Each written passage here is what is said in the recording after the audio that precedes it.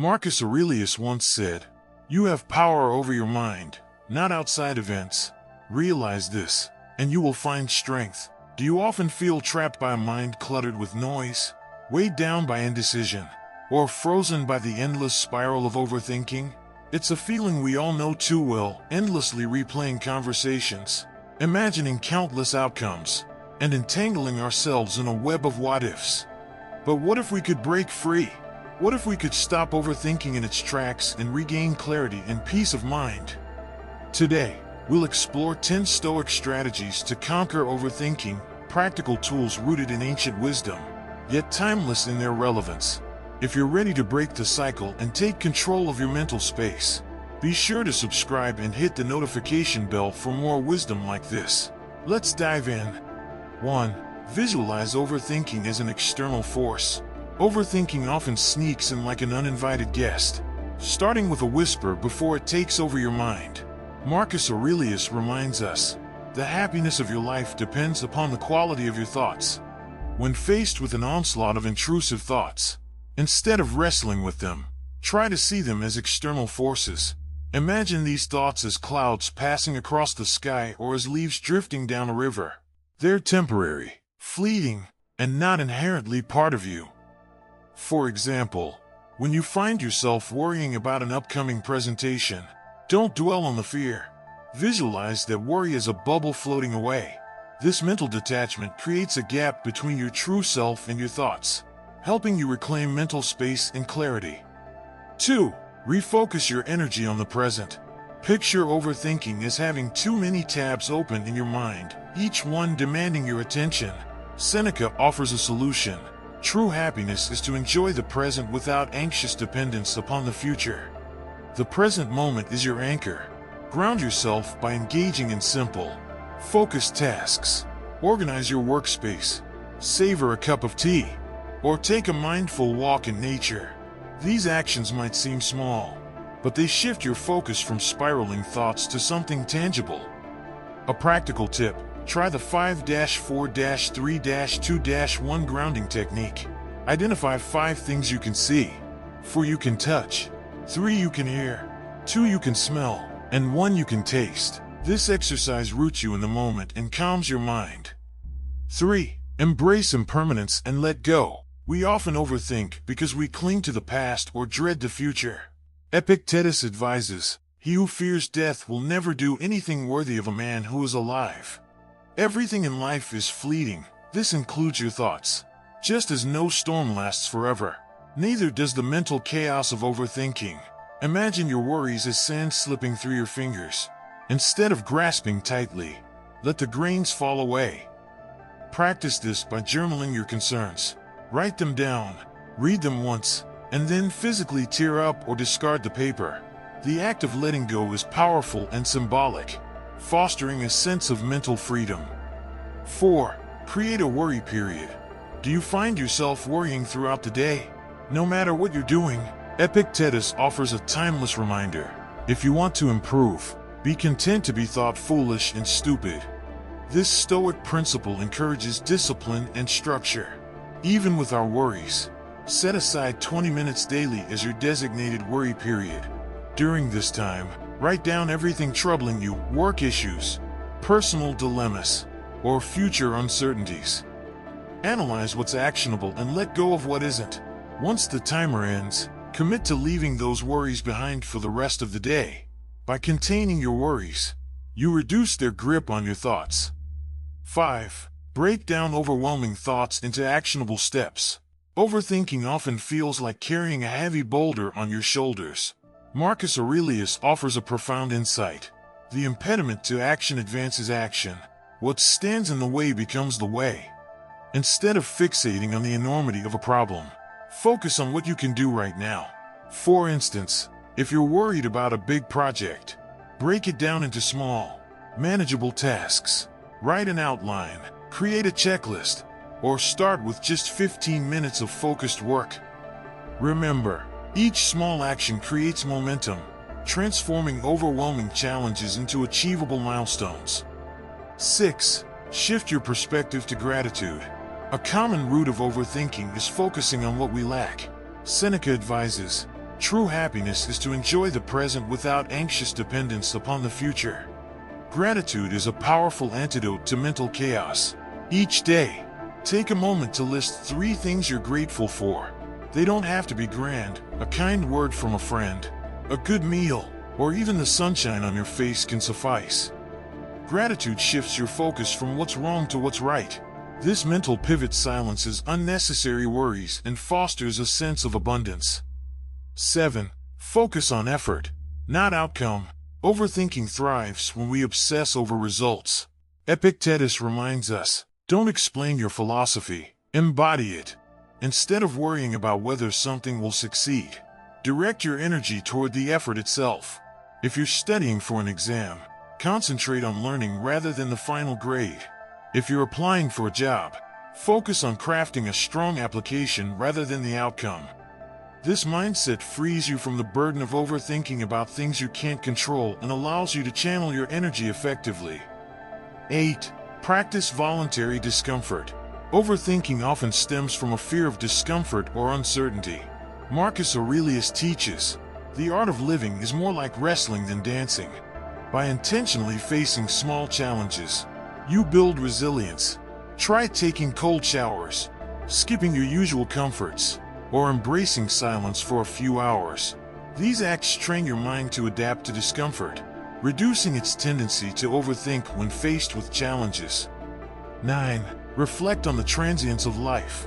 We often waste time worrying about things that don't truly matter. Seneca observes, we are not given a short life, but we make it short, and we are not ill-supplied but wasteful of it. Take a moment to contemplate life's brevity.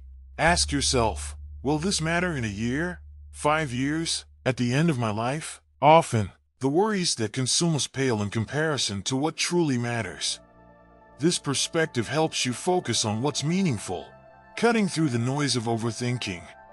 10. Seek wisdom from others. When trapped in overthinking, we often isolate ourselves. Seneca offers wise counsel. Consult your friend on everything, especially on those matters concerning yourself. Sharing your worries with a trusted friend or mentor provides fresh perspectives and clarity. If speaking to someone isn't possible, turn to the timeless wisdom found in books, podcasts, or videos. You'll realize you're not alone, and that solutions often arise from shared experiences. Which of these strategies speaks to you the most? Let me know in the comments below. If you find value in the pursuit of wisdom and self-improvement, subscribe and like this video. Together, we'll continue to walk the Stoic path, drawing strength and clarity from the wisdom of the ancient masters. Virtues like wisdom, courage, justice, and temperance aren't just lofty ideals, they're practical tools for improving your life. By cultivating these traits, you align yourself with what the Stoics referred to as living according to nature. This means existing in harmony with reason and purpose. Take temperance, for example. It helps you avoid extremes and maintain balance. Courage, on the other hand, empowers you to tackle challenges with confidence and resolve.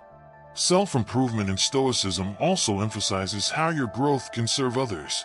The Stoics believed in our interconnectedness, advocating that personal development should benefit the greater good. It's not solely about advancing yourself. It's about becoming a better family member, friend, and citizen. Marcus Aurelius frequently reflected on how his actions impacted his community, reminding himself that self-improvement is most meaningful when it goes beyond the self. Of course, the path to growth demands patience and persistence. Transformation doesn't happen overnight, and setbacks are inevitable. Stoicism encourages self-compassion during these moments. While progress may be slow, consistency builds momentum. Over time, these small, steady steps can lead to significant change, bringing clarity, purpose, and direction to your life. Without goals, we risk drifting aimlessly, reacting to life rather than shaping it. Clear goals provide a target to aim for and a roadmap to follow. They focus your efforts, ensuring you're working towards something meaningful instead of just going through the motions. The Stoics often stressed the importance of living with purpose and intention. Marcus Aurelius frequently reminded himself to act in accordance with his values, avoiding distractions from trivial pursuits. Setting specific, actionable goals is a practical way to ensure your actions align with your values and contribute to the life you envision. For instance, rather than vaguely saying, "I want to be healthier," a concrete goal could be, "I'll exercise for 30 minutes 5 times a week," or "I'll cut out sugary drinks for the next month." These defined objectives provide a clear path forward, making it easier to take meaningful steps toward progress. Concrete goals also fuel motivation. When you have a clear objective, it's easier to persevere through challenges and stay focused. The Stoics emphasized aligning goals with inner virtues and strengths. For example, a Stoic might aim to embody courage, wisdom, justice, or temperance. These virtues ensure that goals are not merely about external achievements, but also about fostering inner character. Breaking big goals into smaller, manageable steps can prevent overwhelm and procrastination. Think of your goal as a journey, with milestones along the way. If you're writing a book, start by outlining chapters and then tackle one at a time. This approach not only makes the process less intimidating, but also allows you to celebrate progress, reinforcing your commitment. The Stoics also taught us to focus on the process rather than the outcome. While we can control our efforts, the results are often beyond our influence. Epictetus advised giving your best in all endeavors and accepting outcomes with equanimity. For example, if your goal is a promotion, you can control your preparation, work ethic, and presentation, but external factors may still decide the outcome.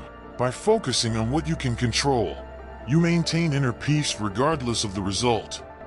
Goals tied to a deeper purpose hold more weight. Ask yourself why a goal matters to you. For instance, saving money might be about providing security for your family, pursuing a passion, or supporting a cause. Anchoring goals and purpose makes them more compelling and significant. Regular reflection on your goals is also vital. Are they still aligned with your values? Are you making progress? Or do adjustments need to be made? Marcus Aurelius frequently evaluated his actions, ensuring they were consistent with his principles.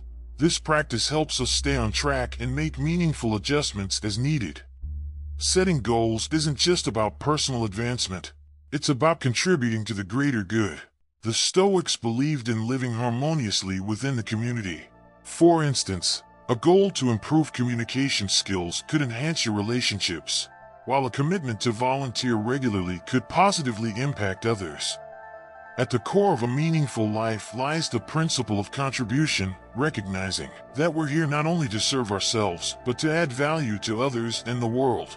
This Stoic ideal acknowledges our shared humanity and mutual responsibilities. Marcus Aurelius beautifully captured this in his writing. What is not good for the hive is not good for the bee. Contribution doesn't require grand gestures. Even small acts of kindness can create a ripple effect. Whether lending a helping hand, offering encouragement, or sharing knowledge, these moments embody virtue, particularly justice, and reflect a commitment to the betterment of society. Shifting your perspective from "what can I get" to "what can I give" enriches both others and yourself. Helping others fosters a sense of purpose and fulfillment that material possessions or personal accolades cannot match. It is through giving that we often find our greatest satisfaction. Contribution also strengthens courage. Supporting others or standing up for what's right often requires bravery, whether it's speaking out against injustice or dedicating time to a meaningful cause. This courageous engagement with the world builds character and reinforces a commitment to living virtuously. Focusing on helping others can also cultivate resilience. By shifting attention away from personal struggles toward those in need, we gain perspective and strengthen our ability to endure challenges. The Stoics often reminded us that individual struggles are part of a larger human experience. Lastly, the impact of contribution often outlives us. While possessions fade, the positive effects of our actions endure. By investing in others through mentorship, education, or acts of kindness, we create a legacy aligned with Stoic ideals, leaving the world better than we found it. True contribution arises from humility and authenticity. It's not about seeking recognition, but about genuinely striving to make a positive impact. Epictetus wisely said, "Don't explain your philosophy, embody it." Contribution should be lived, not performed. In giving, we often gain gratitude. Helping others can deepen our appreciation for the support and opportunities we've had, creating a cycle of generosity and growth. Remember, life is measured not by what we gain, but by what we give. Each act of kindness, no matter how small, ripples outward, impacting others in ways we may never see. By striving to live virtuously, grow consistently, and give generously, we embody the deepest truths of Stoicism and craft a life filled with meaning and purpose. Thank you for being part of Living Stoic. When you arise in the morning, think of what a precious privilege it is to be alive, to breathe, to think, to enjoy, to love. In this light, how can we cultivate mornings that align with this Stoic appreciation for life? Today, we present a morning routine rooted in the wisdom of Stoicism to set the tone for a peaceful and purposeful day. Before we begin, I would appreciate it if you liked the video to help me continue spreading Stoic philosophy. If you are not yet subscribed, consider subscribing and activating the bell so you don't miss any future videos. 1. Reflect on the transient nature of life. One of the foundational pillars of Stoic philosophy is the profound understanding and acknowledgement of the impermanent nature of all things. Every morning, before the world begins its cacophony, take a moment to immerse yourself in this truth. Find a quiet corner where you can sit undisturbed. Ensure your posture is relaxed yet upright, a physical reflection of the balance you aim to achieve between calm and alertness. Close your eyes and visualize the vast expanse of the universe. Picture stars being born and dying, galaxies spinning in the dance of time. In this cosmic ballet, envision the Earth as a tiny dot. Within this dot, think of the rise and fall of civilizations, the mountains that have stood tall, and the rivers that have carved paths. Now bring your focus closer and think of your own life, a mere blink in the grand scheme of things. This visualization isn't meant to diminish our significance, but to help us understand the preciousness and brevity of our existence. Understanding life's transient nature serves as a poignant reminder. It underscores the value of each day. When we truly grasp how fleeting our time is, we prioritize what truly matters over trivial distractions and conflicts. Waking up with this mindset prepares you to navigate the day with a deeper sense of purpose. This morning ritual isn't about confronting mortality with fear, but embracing the present with love, reverence, and action. As Seneca wisely said, life is long if you know how to use it. Grounding your mornings in this practice reminds you to live each day fully, meaningfully, and with grace. 2. Engage in journaling. The act of journaling, deeply rooted in Stoic practice, isn't just about recording events, it's an intimate conversation with oneself. It's an act of introspection, grounding, and, at times, catharsis. Translating thoughts into words on paper can be profoundly transformative. Choose a journal that resonates with you. It could be a simple notebook, an ornate diary, or a digital document. This is your sacred space, devoid of judgment and external expectations, where your thoughts, raw and unfiltered, come to breathe. As you begin each morning, write down the first thoughts that come to mind. They could be remnants of dreams, lingering feelings from the previous day, or anticipations about the day ahead. This initial spill clears mental clutter, much like sweeping the courtyard of fallen leaves. Next, shift your focus to gratitude. In the grand tapestry of life, it's easy to get ensnared by what we lack or desire. But Stoicism teaches us the value of appreciating the present. List 3 things you're genuinely grateful for, whether it's the warmth of your blanket, a loved one's smile, or the privilege of waking up to a new day. Beyond gratitude, delve into self-reflection. Ponder a Stoic principle or reflect on a personal challenge. Ask yourself, am I living in alignment with my values? Where did I act out of impulse rather than reason yesterday? How can I be better today? This isn't an exercise in self-criticism, but one of self-awareness and growth. Lastly, Set an intention for the day through your journal. Write down a simple affirmation or commitment based on the Stoic virtues of wisdom, courage, justice, and temperance. This serves as your moral compass, guiding your actions and decisions throughout the day. Remember, your journal is a mirror reflecting your inner world. It's a tool, a friend, a mentor. Marcus Aurelius's Meditations, one of the most influential Stoic texts, started as his personal journal. It was his way of reminding himself of Stoic principles, understanding his actions, and navigating the complexities of life.